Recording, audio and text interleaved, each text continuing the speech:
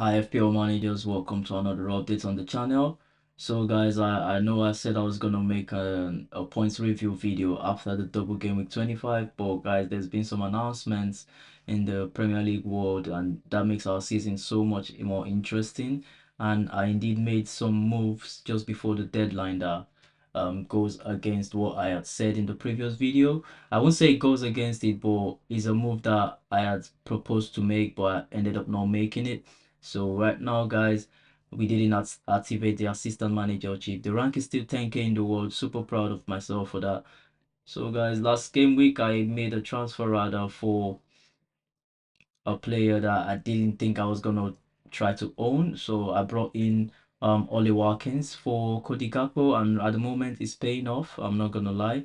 Watkins did get a goal for Aston Villa against Ipswich, even though it was a disappointing one. They played 1-1.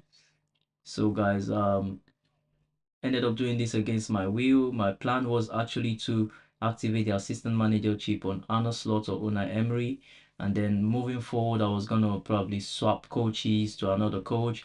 But guys, I had to have a rethink because activating the assistant manager chip meant I was gonna be using transfers to move in and out the managers, and then I'm not intending to do that because of the blank game week 29 coming, and I do have about 6 players that blank in that game week. I would be showing you guys what my team would look like in blank game week 29 when I would have about 6 players blanking. So my intention or my plan is to um, get rid of at least 3 of those blank game week players and replace them with players that would play in the double game week in the blank game week 29. So yep, the plan will be to get rid of Newcastle players, Liverpool players, and as well as I think Aston Villa players. So I would be getting rid of Ole Watkins. I would like to hold Ishak and Salah. Maybe do a swap on Watkins, Murphy, Munoz, or Trent Alexander-Arnold. So this is pretty much. I'll show you all what the team will look like anyway. We're using my FPL team projected week fixtures. So yep, guys, I ended up bringing in Ole Watkins. At the moment, it's paid off. He got a goal in the just concluded match. I'm recording at the moment while Crystal Palace play Everton, and Beto's got himself another goal. I'm kind of regretting not doing the DIA straight swap for Beto in the team, but well, I would do that maybe in the future. Get another attacking player that should play in the blank game with 29. Like I mentioned, I'm really eyeing up Cunha of Wolves, and I was as well eyeing up their coach for assistant manager chip.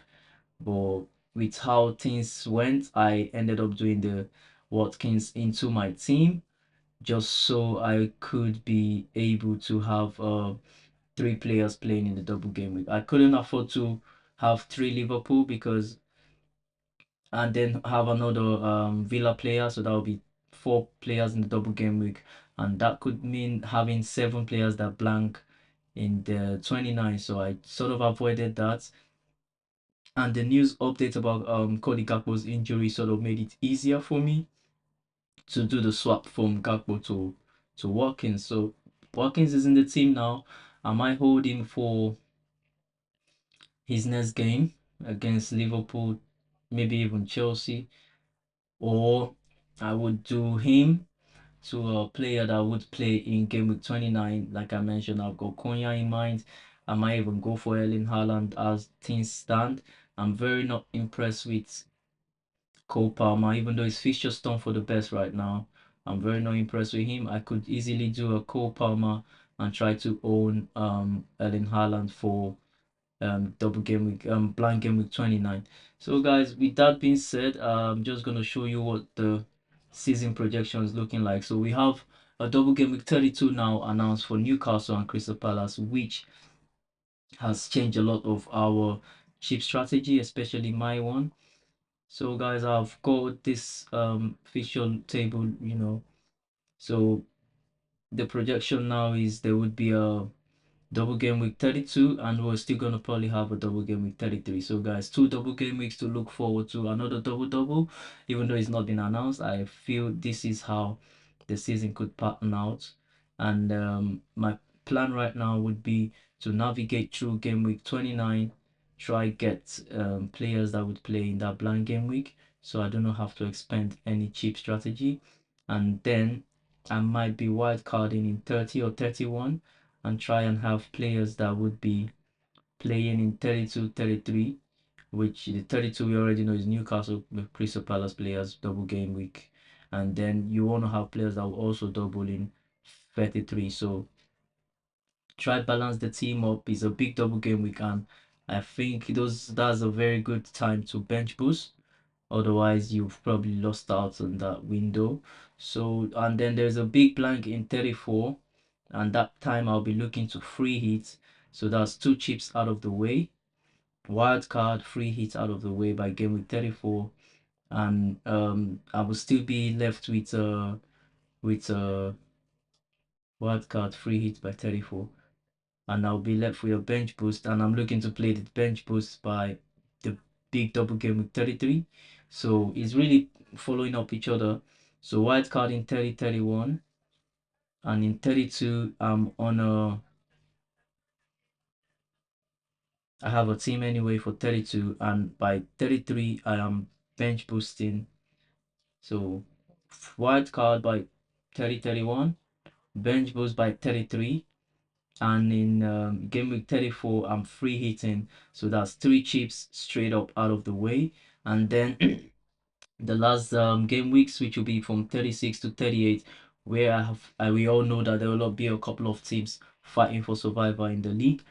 I would look to invest on an assistant manager chip, and by then you wouldn't be worrying about transfers for players in and out, so then the team should be pretty much balanced, and I'm just going to be focusing my transfers on the assistant manager chip, guys.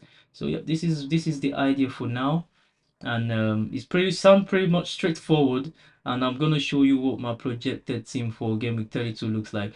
But this is what it looks like. Obviously Salah would be in the team, and the Newcastle attackers, but for now I want us to go to game week 29, which is my headache at the moment. So I have 3 players on the bench that wouldn't be playing: Salah, Murphy, Munoz. I did this substitutions earlier just to know what players I have that's not playing. So that literally 3 of them on the bench, and another 3 in the starting 11, which includes Cody Gakpo, Ishak, or already Gakpo is now Watkins. Watkins still blanks. So Watkins, Ishak, and Arnold. So I should be able to do 3 transfer into my team by the end of game week 28, so that I have 3 players that would play in game week 29, and I'm able to feed a starting 11. So yep, the plan would be probably to hold on to Ishak and Salah because of the positive double game week 32 coming up in front, and then obviously Salah. Everybody wants to have Salah in their team. You really don't want to have a team without Salah. So yep, I'm holding on to Salah. So let's say I do get a replacement for Munoz.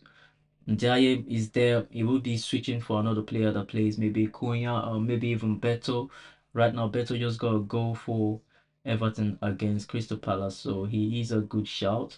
So maybe I'll do an easy one, bringing Cunha right there. So we have a striker that plays in 29, and Gakpo is already Watkins, but Watkins might just go and become Erling Haaland or even Cunha. So guys, in the on the bench, I'll leave Ishak and Salah. Maybe also Munoz because he's a good attacking asset and he's got that double game in 32. And then I'll just look to do an Arnold out of the team. Do also a Murphy out of the team. So I will just obviously need 3 players to come into the team between now and game week 29, and I'll be able to navigate that blank game week, guys. So this is just what I wanted to show you all, that I do have 6 players that blank, and my plan is to navigate it using transfers, and then do a wild card in 30, 31 that should be able to carry me through to 36, 35, and then the intention would be to bench boost when is applicable in a proper double game week, because you got chance of earning much points when you use the bench boost. And then assistant manager chip might just come in towards the very last 3 games of the season, unless I do see a fixture where lower ranked team plays a higher ranked team and I'm tempted to activate it. By then I do not think I want to stress too much on using my assistant manager chip just yet. So guys, this is what the plans will be. I just thought about doing a quick update to on the double game week 32 that was announced, and also let you guys know how exactly I played my game week, that I didn't activate the assistant manager chip. I ended up bringing in a Villa player and just looking to earn points for this game week. Hopefully we stay on the side of the green arrows, remain on the around the 10k ranking or the top. Well, it's gone from 10k 800 to 10k 600. That's positive in 24 hours. So, and the game week is not looking too good right now. Quite low scoring. A lot of the players we all have in our teams have been blanking. Ishak didn't come true. Mbumo didn't come true. Wisa didn't. Well, if you own Chris Wood, you're lucky. He got another points this game week. But so far, so good. It's not been the best double game week for the players that are doubling, especially the Villa players with the terrible run of form at the moment. So these were the score lines are right now. Brighton smashing Chelsea 3-0 yesterday, and Mitoma was the star of the match. And Welbeck 2 assists. I had this guy for 4 game weeks. He gave me no points earlier in the season. Well, Arsenal doing the business against Leicester. It was a hard fought one, but they did come through later on. Very disappointed with the Villa game. I expected more goals, but yeah, if you own Watkins or Delap, you're smiling right now. Rashford with an assist as well. Brilliant contribution for a newly signed player. And yeah, I know I said a lot of people shouldn't go for him, but congrats if you did make that move. Fulham, Raul also with a return today. Good one. Wood with a return. Yep, pretty decent players to give you returns for the game week. And Man City guys, I keep saying this team are on the rise again. We should look into bringing in some of their assets, especially the newly signed guys like Marmoush. Samuel is a good one. Guys, I'm also thinking even Radio, like these are like decent assets of Man City. Well, Bournemouth delivered. They didn't disappoint. Dango again. Clivert and Semenyo also in the delivery list. So these guys giving assist and goals when they can. Super, super, super guys. And yeah, another disappointment from the Brentford guys. I'm so glad I only went Mbumo and not Mbumo Wisa. They've blanked now 2-3 game weeks back to back, and that's quite disappointing, especially when the whole FPL world is going for you. So guys, and right now at the moment of recording this video, it's Everton 1 and Crystal Palace 0. They're Crystal Palace losing at home. They've had the chances, they've actually had the better play, Crystal Palace, but unfortunately Everton is ahead. So well guys, this will be it for now. I'll leave the team here, and I'll leave the video right here, and I'll be back to do a points recap video. Hopefully there's enough information moving forward as we're into the blank game week 29, and as we navigate through the coming game weeks. Oh my god, that's a goal for Crystal Palace, and Mateta just puts in one. He's such a player to own right now. I really wish I didn't kick him out, but guys, um we had a season to navigate around. Like, I didn't even believe I'll be owning Ollie Watkins right now, but yep, he is in my team, so I have to make do of that. I have Ndiaye and Watkins in my team. These are players I never imagined I would own at any point in the season. Maybe when they have good features, but well, I do own both of them. And what will go by Mateta, by the way, just about beat the offside trap. 1-1, and I hope it's a Crystal Palace win. I am backing them to go all the way.